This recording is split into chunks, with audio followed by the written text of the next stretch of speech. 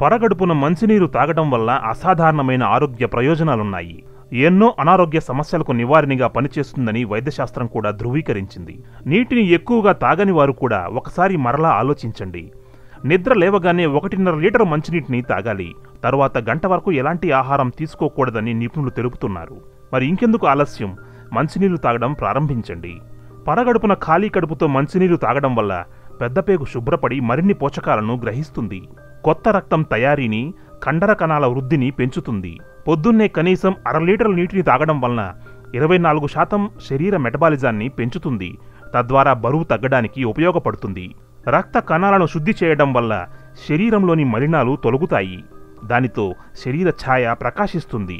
శ్వేత ధాతువులను సమతుల్యం చేస్తుంది. ఈ గ్రంథుల వల్ల రోజువారీ కార్యక్రమాలలో ఎలాంటి ఆటంకం లేకుండా, శరీర ద్రవ పదార్థాన్ని కోల్పోకుండా, ఇన్ఫెక్షన్స్ దరి చేరకుండా పోరాడుతుంది.